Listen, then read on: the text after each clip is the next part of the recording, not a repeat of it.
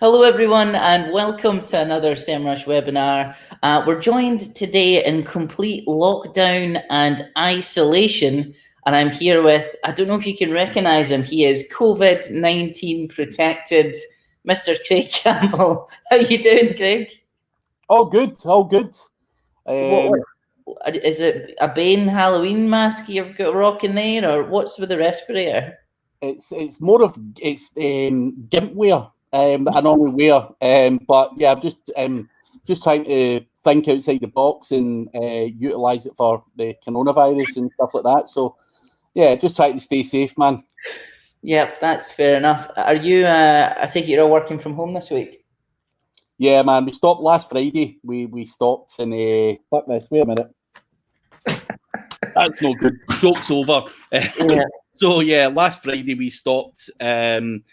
I just took the decision. I'm not one to catch this stuff, so from last Friday decided to make everyone work from home, which we do sometimes anyway. If it's a nice day or good weather or somebody's away on holiday or whatever. So yeah, it works out all right for us, to be fair. Has your business been affected by it at all? Have you had any? I know you don't really do client stuff. You do training, but I imagine training sessions are cancelled. I mean, obviously, training sessions for now are cancelled because we're not going in to deliver them. But it's hard to say because it's still early days yet, you know, in terms of people. But loads of other people. Listen, I've spoke to other guys and they're losing clients left, right, and centre. Pay-per-click people, you know, people are stripping back their budgets. I've also seen various other people having to lay staff off already and stuff. So I think, you know, in terms of business, it will hamper things and slow things down. But I'm, you know, hopefully we're in a good position where we don't have to kind of panic too much or lay people off or anything like that, you know, just yet anyway. So fingers crossed. Yeah, it's an interesting time. We've actually had, so literally when Boris Johnson announced in the UK that we were going to start slowly locking things down, we've had 3 clients already phone and say we're looking to pause work. They all work in the events and travel sector. Mm-hmm. So they've been getting hit pretty hard over the last little while. So I think that's fair enough. Hello, everyone in the chat. It's lovely to see you all. People from Arlington and Texas. We've got some really good websites we're going to be going over. This is e-commerce based. We've prepared some things, but if you've submitted your website previously and you're not on the list, just put it in the chat and we can have a look at it. If you've been good enough to show up to the live stream, then we want to obviously have a look at your websites. We'll just do it live with no preparation. Other things I've noticed that so Google have asked everyone in their GMB listings to update everything through the with all their coronavirus information and things like that. But outside of it, I think we're all just going to need to buckle down. Do you have plenty of toilet roll? Yeah, the wife that we were laughing at everyone panic buying and stuff, and the wife was getting in for baby food for Charlie, and she came out with all these toilet rolls. She's like, I just got them while I was in there. I'm like, fuck, you're as bad as the rest of them. And she was the one doing all the slagging as well. Yeah, it's like the shop shelves in the bit of London that I'm at, completely empty. So I've got baby wipes. I couldn't find. There's no toilet roll for love nor money. So if you want to sell me a toilet roll, I'll give you 20 quid a roll. 20 quid a roll. I'm sure I've got enough stock there I can make some money off of you. I've always wanted to make money off of you, Ross, and one way or another, coronavirus or not, I'm going to get some money out of you. There you go. Well, on that note, shall we talk about some of the websites that we've been given to audit today? Yes. Do you want to go first? Yeah, let's let me share the screen and we can go over the kind of first website. The thing that we both audited what was the medical one called? Vitality Medical. Vitality Medical. All right, so let's have a look here at Vitality Medical. Hello, everyone in the chat. Nice to see you. Hello, Ontario is in there. Fair few Indians as well. Hurry up, Boris is on soon. Yeah, probably telling us that, the pubs are closed, but don't close the pubs. I don't know how that one works. How does that work? Really? I've got absolutely no idea. I done a little at-home Zoom call with some nerd friends, and we had a in-house pub session last night, which was very good. Why am I not on your nerd friend list? You're too cool for me, mate. So this is the thing, guys. For anyone watching, Craig actually, he doesn't even speak to me in real life. This is all a charade. That's not true. You're always ignoring my messages and various other things. I know, it's all the nudes that you send me. I've had to block you. So without further ado, let's get into the stuff. So I'm going to go through some kind of basic things that I've seen. Craig, do you want to maybe talk through some of the top level things that you've seen on this site, and then I can jump into some of the tech that I've noticed? Yeah, so before try to sabotage this website in any way or find fault with it, this website ranks really well and has a lot of traffic. However, one of the things that I think the website lacks is, as we both spoke about it prior to coming on here, it's probably over optimized as such. I think we both agree that there's probably a guy working on this website who's full time, who just optimizes and optimizes and optimizes everything, and that's not always a good thing. It's kind of borderline spammy. Although your rankings are good and it's working for now, I think it's really important to future-proof your website and potentially not make it so obvious. I know that's probably a kind of contradiction. You either optimize or you don't, but you also said it as well, Ross. It's borderline, spam, if you like, with a lot of the stuff on there. And I think that is something that eventually, whether it's in 6 months or whether it's in 2 or 3 years, is potentially going to impact that website. Would you agree with that? I would. So if they're watching this, I wouldn't necessarily call it spam, but I would call it over optimized. One of the interesting things, they are getting good traffic growth, as we can see from the Semrush graphs, but it's really something major is happening. I imagine this was some sort of migration that didn't go well, or around about here, there was no major algorithm update in February 2019. However, there was one in September 2019, and it was a core update. So it looks like they've been negatively affected by a core update, and they've made some changes and they've kind of came back up. So I would need to get some context on what did they do in order to fix the issues with the core update. Now, the fact that we're going on and seeing things that are clearly over-optimized, a good example would be this. So this is the deodorizer page, and when we have a look here, we can see that the titles just go on and on and on and on. So the actual titles itself, let me just hover over so we can have a look. It's deodorizer, skin deodorizer, deodorizer sprays, deodorizer spray, singular, skin deodorant spray, cleansing deodorizer. Jesus, that's too much. You can actually see that Google's actually truncating that. So it doesn't matter that you've got all those keywords stuffed in there. So I would class that as over optimization. Just pull it back to a single keyword or topic that you want to rank for. In terms of the descriptions as well, things like deodorizers on sale, buy skin deodorant, it's the same thing. So that needs to seriously get updated. And these are deodorizers for incontinence, so probably mention that. Yeah, that's going back to 2007 SEO, ramming the meta description full of keywords. No need to do it. Absolutely, that's one of the big things we noticed. In terms of over optimization, that's one thing. They don't have huge control over their knowledge graph. So these guys are in medical, and medical is subject to something called expertise, authority, and trust, or at least they're a lot more exposed to it. Now, when I look at their contact information, it's really important that these people as entities are known to Google, and Google trusts who they are. So when I have a look at their name, address, phone number information, typically for e-commerce, we wouldn't actually care about things like NAP because it's not localized. But in this instance, because it's medical, I'm actually quite concerned. whatever this is happening with their knowledge graph, it's coming up and saying Express 1. Have you ever seen that before, Craig? Nope. So something... Never. Yeah, that's a strange one.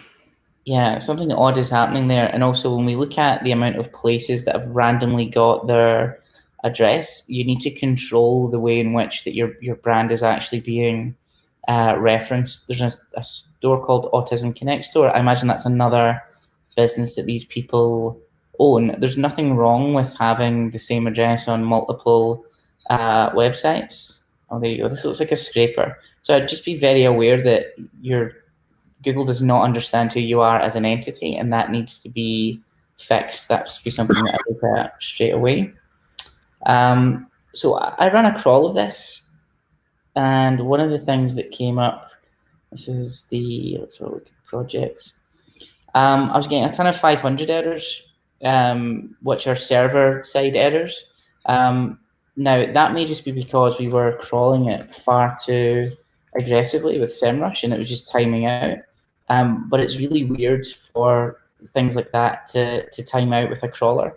Even when I crawled with a 2-second delay, it was still showing a lot of server errors. So I think they've got some pretty serious infrastructure problems that need to be fixed. So you can see there, when I crawled it originally, there's like 800 broken links, and I recrawled it a little bit slower, and it's come all the way down. In terms of like technical things to fix, Craig, is there anything you've seen that is like particularly glaring? I mean, not as such. There's nothing. I mean, they've got a bunch of errors that flag up on Semrush and stuff like that. You know, I only crawled 1,000 pages. I think you've done 500. But overall, I think in terms of, you know, the kind of errors that are flagging back, there's, you know, as you say, there's potentially some server issues, but everything else is kind of very basic stuff. There's nothing in terms of anything glaring, if you like. You know, there's a couple of pages with duplicate meta descriptions and, you know, crap like that, but nothing outrageously technical that I can see from, you know, running a Semrush audit on it. So, no, I think technically, you know, and I would also be inclined to say that because the website's ranking really well, you know, there probably isn't going to be too much in the way of something glaringly obvious that they can fix as such. I think it's a combination of a whole bunch of stupid little things is what they need to do to then take that website up to the next level. But even if you look at the footer, they've still got the 2019 copyright on there. You know, silly little things like that don't mean anything SEO wise, but, you know, in terms of having a look at it and, you know, trying to, you know, be a trustworthy, you know, website that's, you know, selling medical supplies, you probably want to keep all those kind of things on point, as you said, because EAT is a big thing in that niche. And I would probably hazard a guess that you're going to tell me that Jessica Smith's not a real person. Is that right? Not that she's not a real person. It's just that Google's got no real way of knowing who she is or what she's all about. So they've put in the NEPM. So I see what they're trying to do. They're trying to make sure that Google understands who these people are that are writing all the blog posts. When you look at that page and look at the structured data markup, there is person markup. But one of the things that I would highly recommend is using same as schema. So same as, they've actually, interestingly enough, they've done it on their homepage. So it looks like they knew they had an EAT problem and they've tried to fix it. So you can see here, URL, Vitality Medical, same as, all of these things, which is a really great start. I would be applying that to these authors because at the moment, this is just some random person that's got nothing to do with medical. Mm-hmm. The interesting thing when we actually look at things like their blog and some of the again with this over optimization, it's just links everywhere and everywhere. There's a lot of this going on, so I would recommend having a look at the site and just making sure that everything is actually, pages like this are no indexed or at least canonicaled somewhere. But to be honest with you, there's no huge problems. Over optimized titles have got, revise the internal linking structure. This is another one for me. So when I'm looking at the elastic tape page, which is this. This is a top level page inside of their navigation. And you're like, okay, well, if that's important, then we should find all the other pages related to it and link back up to this page. And when we do, what I've done here is I've just taken the domain and then the keyword they're trying to rank for. And I've pulled out all of these pages. So these are the most relevant to and the most powerful pages related to elastic tape on their site. But when you click on them, although there is plenty of opportunity to internally link back to those core pages, they're not doing it. So like there is good internal linking in a bunch of places, but it doesn't feel like there's a strategy behind it that makes sense. So if I was to ask this particular SEO, what was your thinking behind linking to these particular URLs inside of this copy? And I just don't think, I think they'll probably end up saying, I've seen the keyword, I know internal linking is a good thing, so I link to it. The downside of that is it's going to create like a really weird mesh of things. So when we look at this tape thing, for example, then we click into paper tape, then we click into product itself. What I'm seeing here in this URL structure is absolutely flat, which from my point of view, that needs to change, and for good reason. I would want to have it /tape/3M micropore. And also the way in which the internal links work, I'd want them to be all internal linking within subfolders. It's very, very hard for Google to understand what's going on if it's not properly structured. And it's, as we can see here, it's just completely flat. I think that's probably everything from my point of view. This is the last bit. You have a bunch of parameter handling. So I would be concerned that Google is hitting some sort of spider trap here, where if these are clickable and followable links, which they look to be, that are then creating a parameter, check inside Search Console to see how they're handling those parameters. You may find that when Google comes to crawl this particular page, they're having a really hard time actually like getting to the core content, because you're constantly giving them all these links to follow and follow and follow and follow. So that'd be another thing I'd look at. Again, I don't have their Search Console, so not super sure. Anything else from you in this one, Craig? No, as I say, it's a very successful website. I think you've pretty much covered a lot of the stuff that I would have said on there as well. There's not too much else wrong with it as such, without digging deeper into Search Console and checking what's been indexed and what's not, or things like that. But from the outside looking in, reasonably good job there, but always room for improvement on those kind of small things, and those small things can also make a big difference. I know people will potentially look at that and suggest that internal links, how much an impact do they actually have?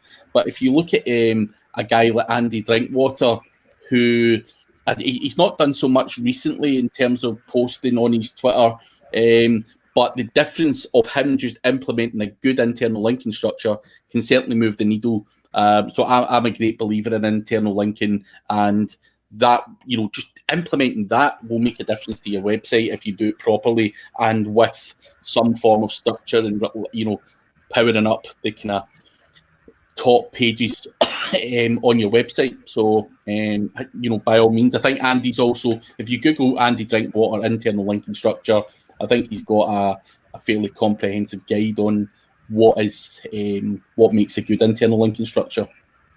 Yeah, just sharing my screen there. I don't know if you can see the. Can you see the screen now? Nah.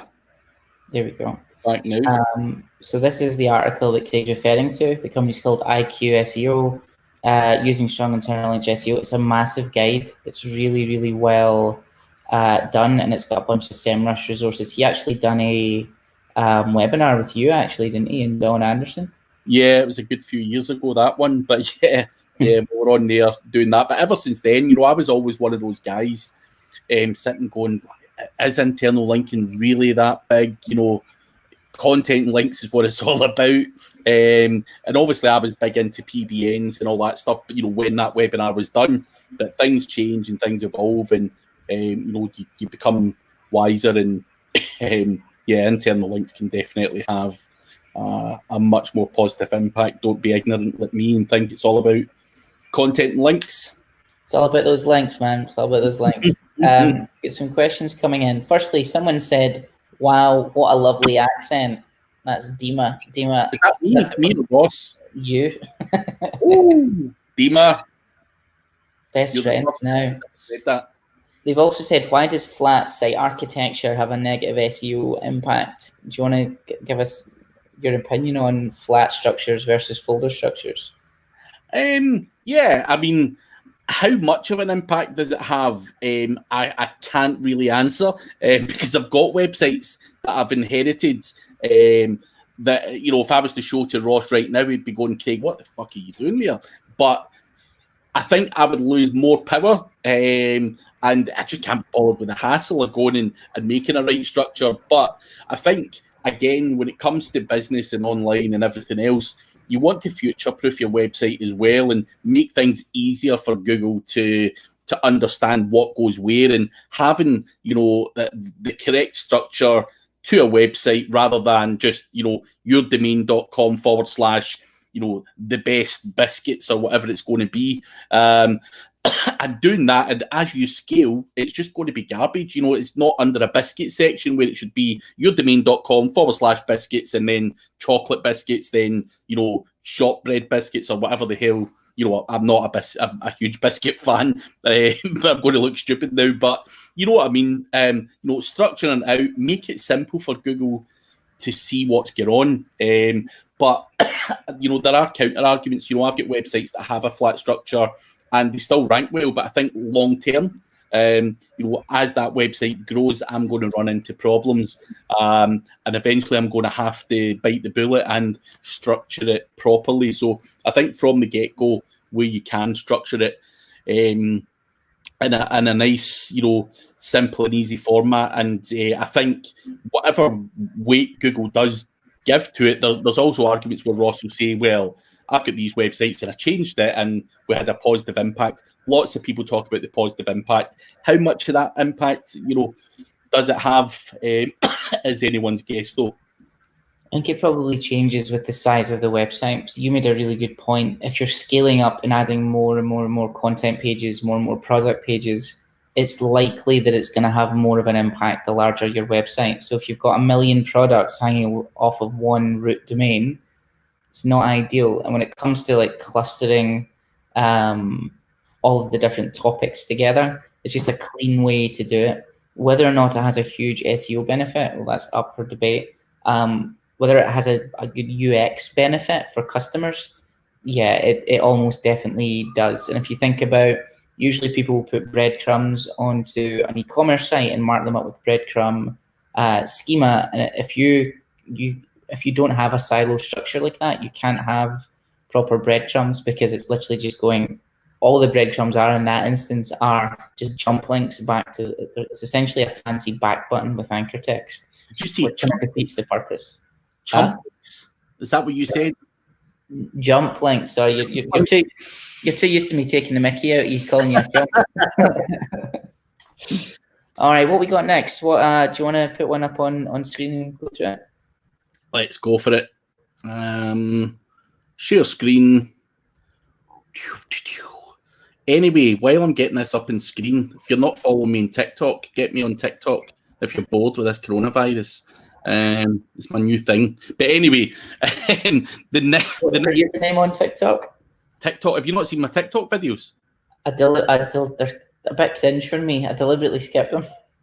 Oh man, I'm really funny. I should be a star of stage and screen, someone said. So wow. We'll run with that compliment. But enough of that chat. On to Trifecta Nutrition. This is actually a really nice looking website. I really like it.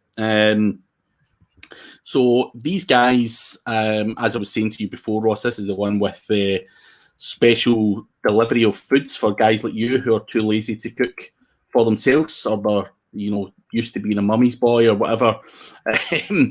All of that applies to me. Yeah. but also you want to look like these guys on here. But yeah, nice, clean looking website, e-commerce website that can deliver food packages to you. And obviously these are not just any food, they are good quality organic foods that are going to help you look a lot better. So I should probably have a look at that myself before anyone else gets a dig in.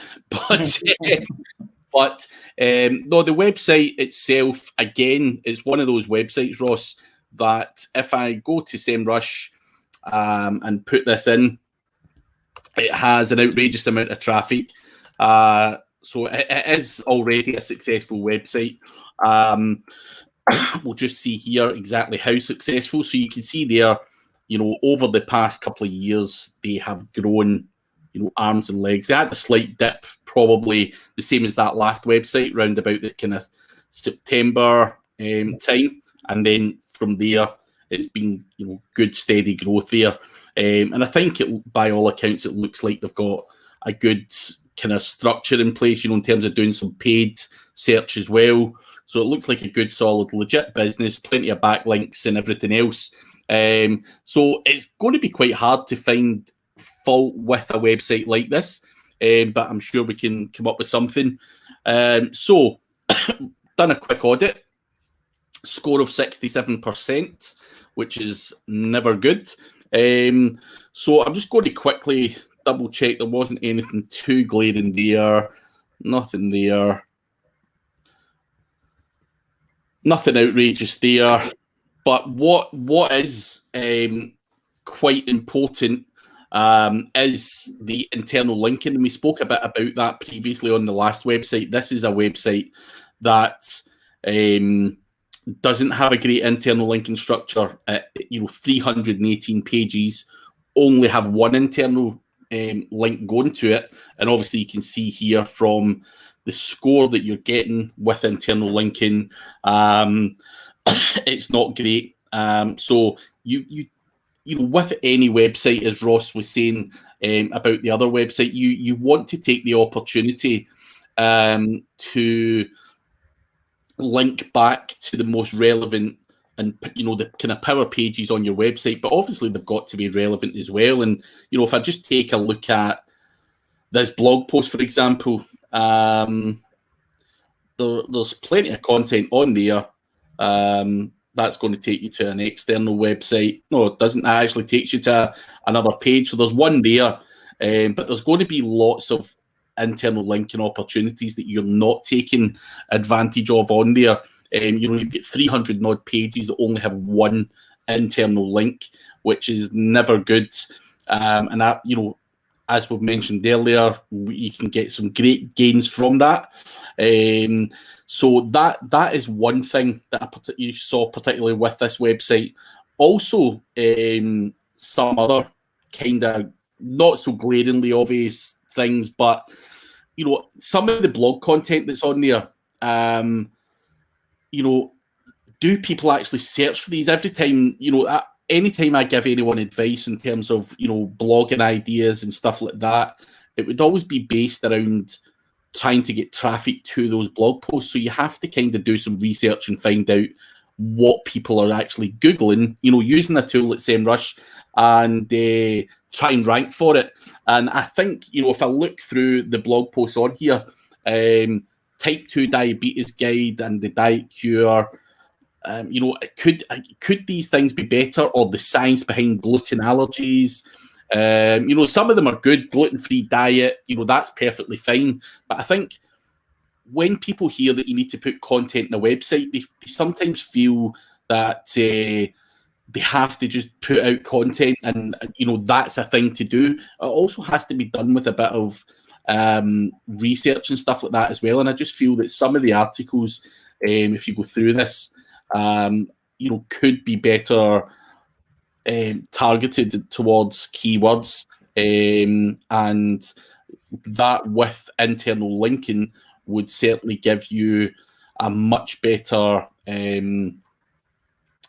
result. You know, although you're getting some good stuff on there, it's very hard to pick holes in a website like this, Ross.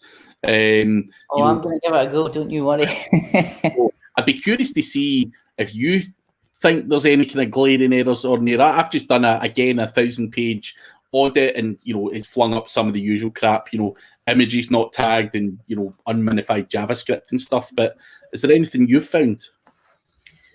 Yeah, so I mean, there's a couple of little kind of small things that I've seen here. So one of the most obvious things is when we first look at these site visibility graphs, it's very easy to be like, oh, this is amazing, these guys are doing really well. But when we actually dig into what that traffic is and where it's going, not a lot of commercial intent with a lot of this traffic. So there's huge volumes of traffic for things like how to get shredded, macro calculators, things like that. But none of that is like a high converting, like things like keto meal plans or like weight loss meal plans or like food, like they're not doing as well for a lot of those commercial terms. They're killing it on a bunch of the informational stuff.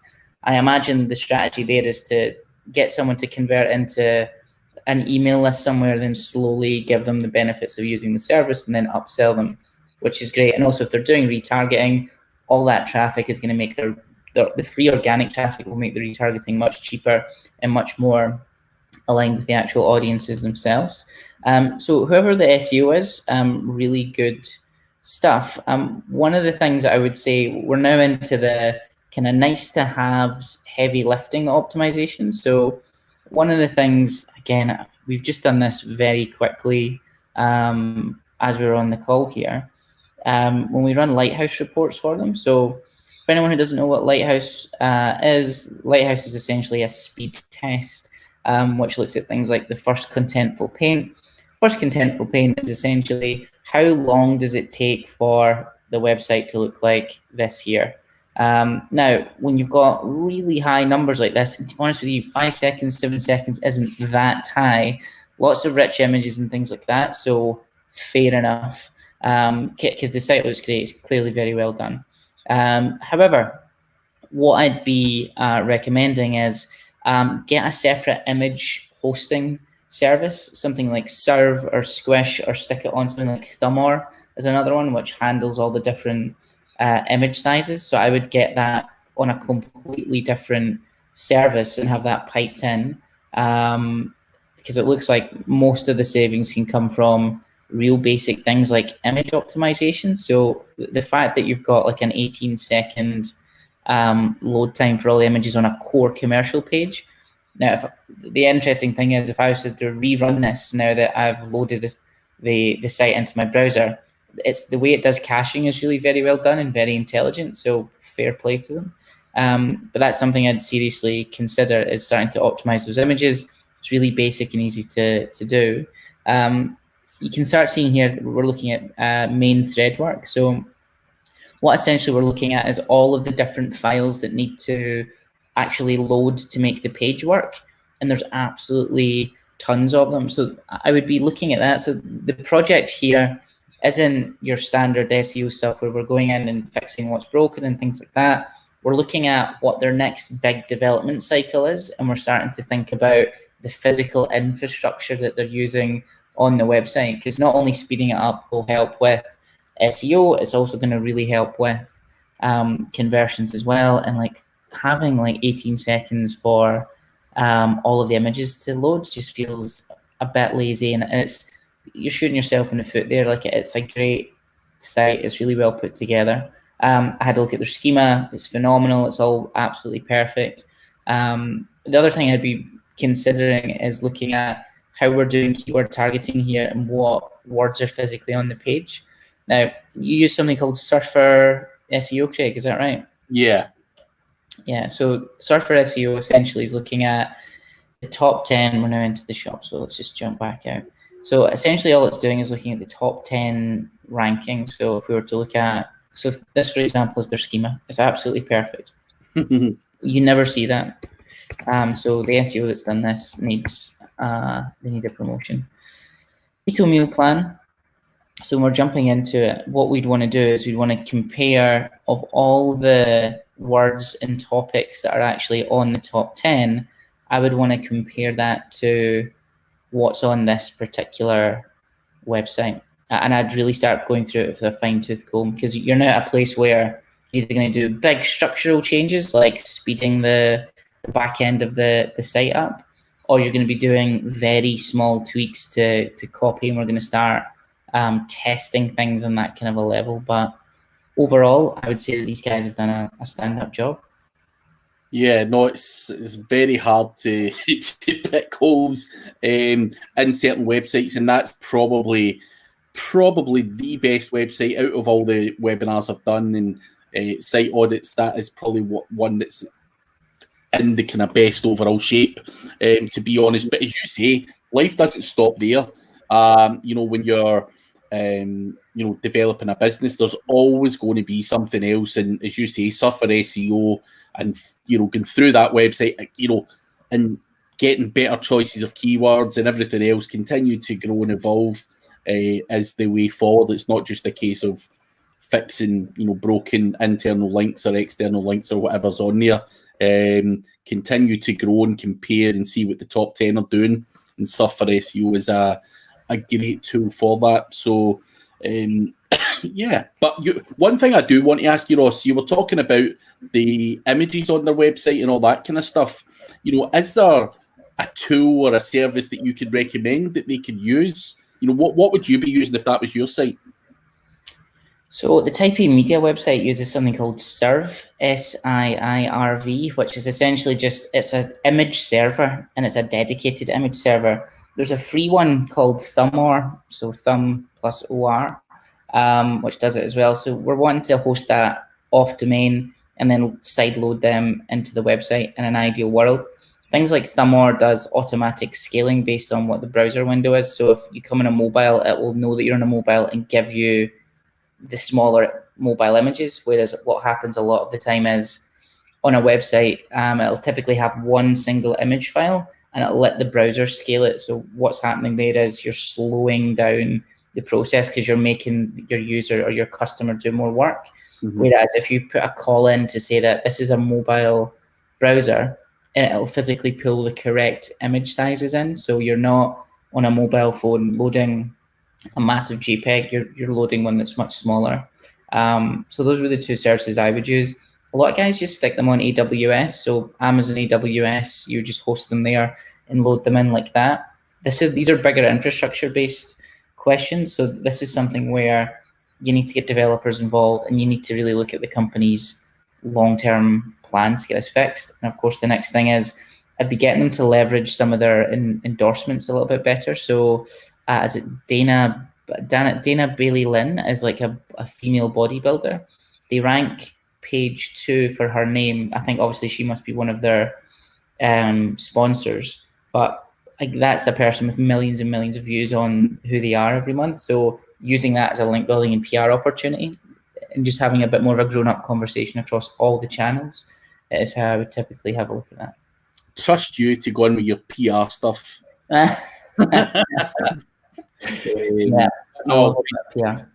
Great advice, and obviously people, if you want to look at those tools, because I hate it when someone says I would do this and they don't bloody tell you what tool they're using.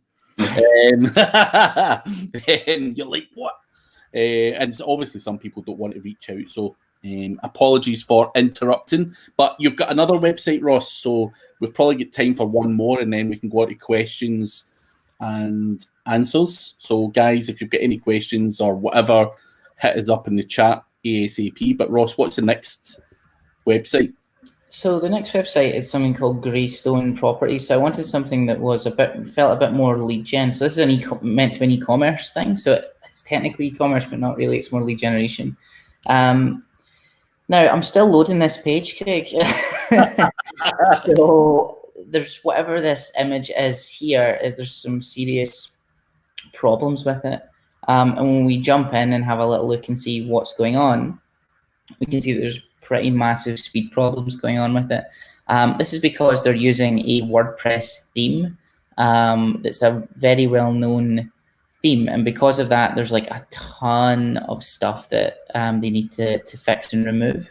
You can see for me here, now I appreciate I'm on a conference call, so that may be why it's not loading, but their time to first byte and their time to first contentful paint is just painfully slow. So that would be the most obvious thing. Like if the site doesn't load and work, then doesn't matter how good your SEO is, no one's going to see it. When I dig into this site, one of the things that first thing is if a UX problem, if I click on communities, it's actually just sending me back to the homepage. That doesn't actually go anywhere. So if you've got clickable properties, make sure they actually go to the physical pages. Oh God, we're just getting blitzed. It's a bit of a nightmare when it comes to navigation. So let's see if we can get this.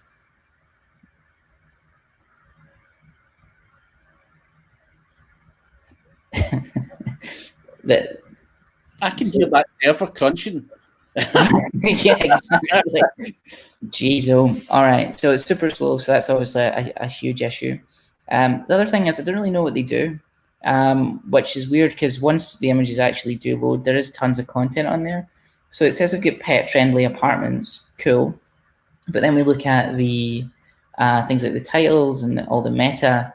It doesn't say anything about pet-friendly apartments. So I would ask, well, what are you trying to rank and what do you care about? Just all the usual stuff is wrong with it as well. So there's absolutely no internal links whatsoever. And for some weird reason, I guarantee the guy who bought this website was like, oh no, you need to link to our partners LLC website, which is totally pointless. I would just remove that.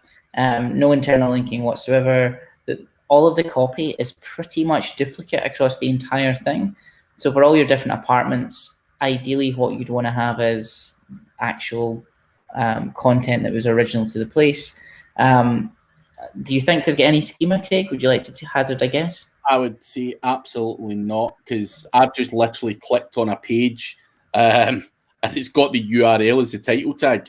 If you go to apartments and I clicked on Greystone Farms Reserve Luxury, and yeah, it's just the URL is the title tag. So absolutely, I would be flabbergasted if there was schema. Yeah, and there's not, and they've got things like breadcrumbs here. There's no breadcrumb schema. Again, I appreciate that we're on a conference call, so it's not fair to just speed test on a conference call, but at least the other page is physically loaded. So there's like a huge issue here, and like their CSS is broken. It just looks very cobbled together. It looks like they've got a WordPress theme and threw a bunch of stuff together. This for me is a burn it to the ground and start again project. So a couple of things as well. They're not ranking for their brand name, which is obviously a major issue. The reason being is when you look at their number 706, blah, blah, blah.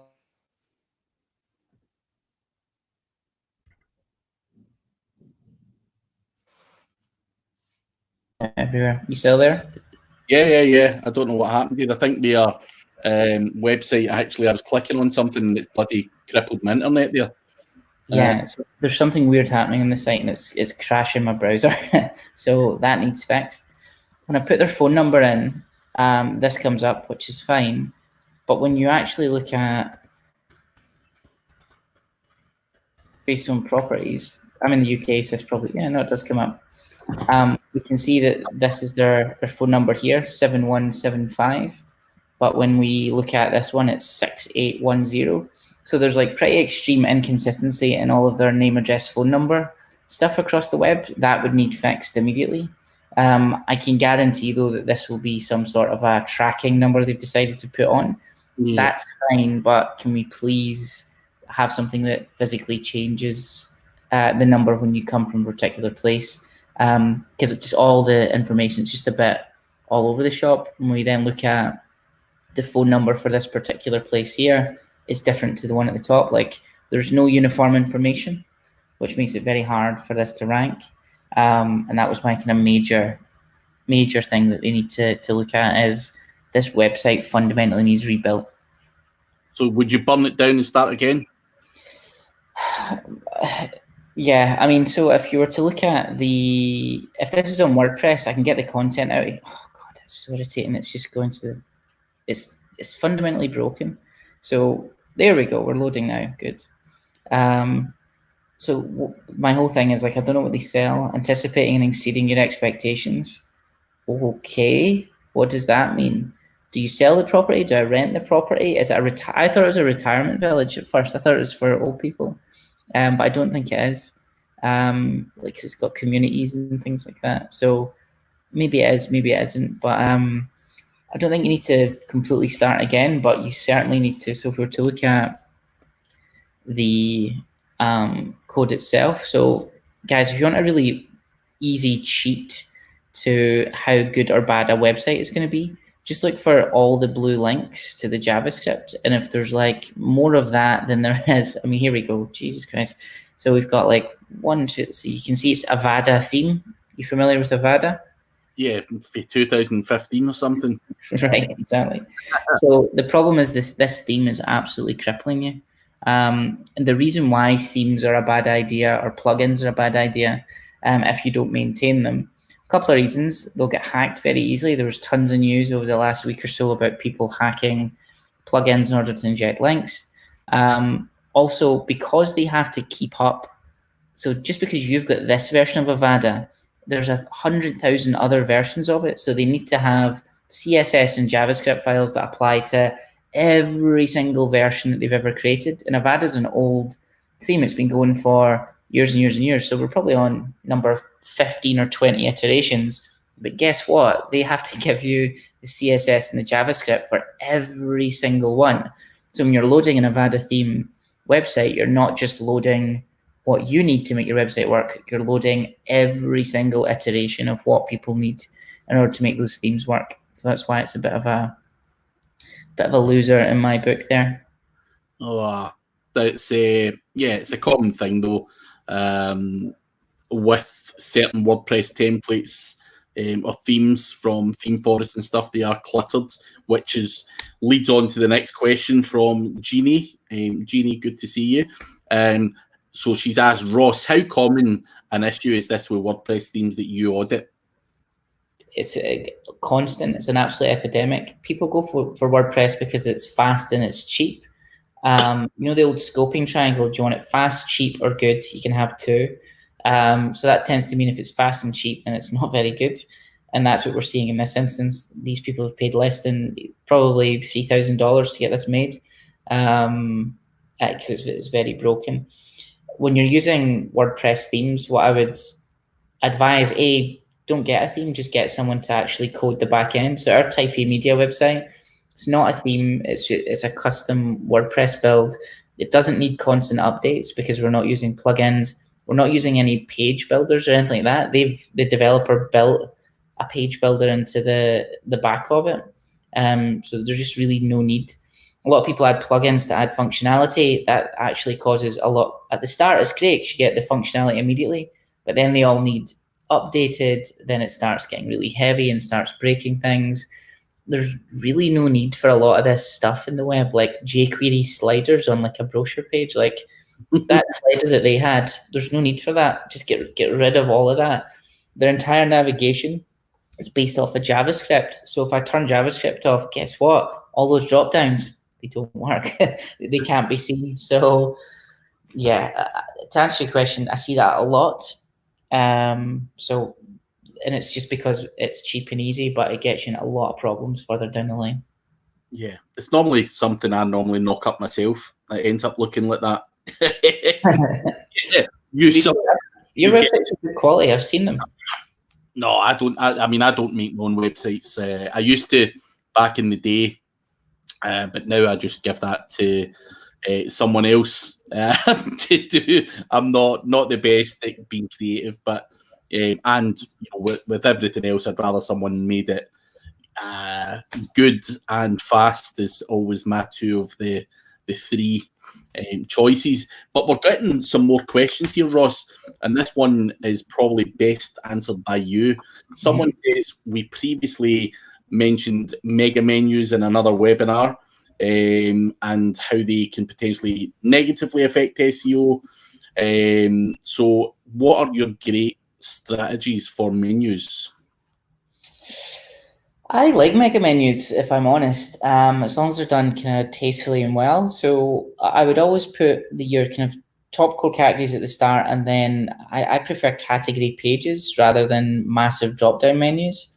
So if it helps the user get to something that they need, great. If it is just there because you're having trouble indexing pages or ranking pages, then I'd say not great, and that's kind of bad. I like secondary navigation on the left-hand side of websites. So if I was to click in, to use Craig's example of biscuits from earlier, click the biscuits page, and then when we get into the biscuits page, there's a left nav, which has got chocolate biscuits, digestives, jammy Dodgers, etc. And that's where those secondary links are. Because when it comes to Googlebot actually hitting the link, then following it, hitting the link, then following it, there is a bit of benefit for having it all in a big mega nav. But if it's a smaller website, I would just stay a million miles away from it and just make sure that when you turn JavaScript off, it still works, and make sure that if you've got a massive site with tons and tons of navigational links, sitemaps are really important, and properly siloed sitemaps as well. So that's my kind of general view on it. Do you have a view on mega navs? I mean, I would normally steer clear of them. There's nothing wrong with them, but for the reasons that you said, making it simple and easy to navigate, it's a much better user experience and stuff for the customer as well, where I think, at a personal level, going on to a mega menu, it can be a bit of a pain, if you like, and people can end up clicking on the wrong stuff. And as you rightly said, I'm not a fan of massive drop-down menus either. It just interrupts your flow and everything else. So I think, not only from I'm sure it's okay from an SEO point of view, but I think more from a user experience point of view, try and keep things simple. And I've been looking at trying to update my own website. Now, I don't have a mega menu or any crazy navigation as such, but what I am seeing across the board is, if you look at a guy like Neil Patel, and don't shoot me, everyone, but if you look at his work, Neil Patel, I respect him as a businessman. Yeah, a very clever guy. But if you look at his website, it's very, very clean and minimalistic now. And I think we're coming the full circle now, where people are now trying to strip things back and make things a hell of a lot easier, rather than, a website rammed full of mega menus and, trying to have everything in one page. And for me, Neil Patel's website at the moment, very clean, very tidy, just very simple, nothing outrageously. You wouldn't go look at it and go, wow, that's amazing. But mobile friendly, fast, everything that you would want is there. And I think minimalistic is the word I'm going to use here. And minimalistic and mega menu doesn't tie together, in my opinion. So try and keep things simple, because although we are experienced at, playing online and shopping online and doing whatever, other people out there are not. And, I think mega menus can then start to confuse people and stuff like that. So, make the job easier. Yeah, and also if you're thinking about mobile usability as well, like, it's going to get very hard for the user to actually get into what they need on a mobile phone. So another consideration, when you're doing any sort of web development, we typically will brief mobile out the way. So there's a concept called atomic design, where they start by designing a button, then a form, and then a page, and then the website. So I always actually ask, show me the mobile designs first and then build out. I don't want you to give me a desktop design and build down, because it's easier to build out than it is to build down, but we'll typically go straight to desktop. So something to think about. We've got a bunch more in here, Craig, as well. Caleb is asking, for a business with 4 unique beverage products, very niche, hopefully alcoholic beverage products, with 4 flavor variants, should they have 4 PDP pages with a variant switcher, or 4 collections with 4 flavors? Thoughts on that? I think, when you have any kind of product, whether it's, beverage or shoes or whatever it's going to be, that's got variants like different shoe sizes or, different flavor variants, what you don't need to do is have a page for every flavor variant. You should be able to have one page that ranks well, and then obviously people can change the flavor or whatever. So it really, for me, I think a lot of people make that mistake, and they start to have, duplicate content or content, cannibalization and everything else. So, I think, you have to make sure that you serve Google the product beverage, whatever it may be, or, whatever it's going to be. Say it's a beer, I don't know, but say it's a beer. You don't have to give those variants, different size bottles or whatever. A can of Coke's a can of Coke. Of course, offer the customer, the kind of tall, thin can, the kind of small 330 standard can. And if there's a bigger can, by all means. But people are still going to be searching for a can of Coke. And you don't, you can't have, those kind of, pages targeting, the 200 ml can or the 330 or whatever, because the content is pretty much going to be 99% the same. The only thing that's really going to change is that variant. And then, what page is Google supposed to rank, out of those 3 pages? So, yeah, I would always stick with, the small amount of pages with the variant switcher, and that would be it. Yeah, I'm kind of the same. I mean, the only time that I would disagree with that advice would be if there's search volume. So if you're on like a jeans page and you've got, blue jeans, black jeans, red jeans, well, there's search volume for all of that. So they should be separate pages. So if it's carbonated juice, blackcurrant juice, and orange juice, yeah, well, there's search volume for all of those independently. Make them completely different. But if it's literally something like, juice with carbonation, juice in a bottle, juice in a can, as Craig was saying, just make them the same with the switcher. We've got Giovanni asking, what's your thoughts on blog commenting, guest posts, and press releases? Do you think they're spam or do they work? So I'll answer a bit of this first. So press releases is more your bag, Ross. A real press release clearly still works. Guest posts still work very well. Blog commenting, absolute garbage. So 2 of the 3. Now, the press release one, though, as I say, the reason that I'm highlighting that is Ross does press releases and PR and everything else very successfully.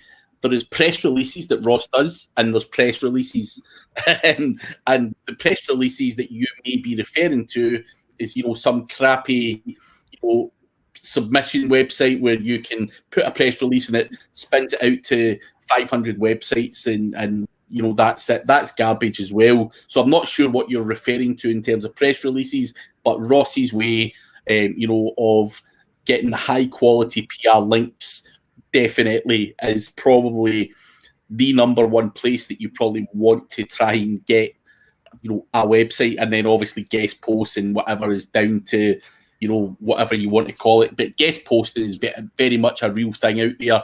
And I know people say, that's garbage and, whatever. They do work, and that's it. It's as simple as that. And but blog comment, I've not heard anyone actually asking that for a while. I think the last time someone asked that, they also asked the social bookmarking still worked. So these kind of things are dated, and I wouldn't bother with those kind of crappy spam tactics. What about yourself, Ross? What's your opinion?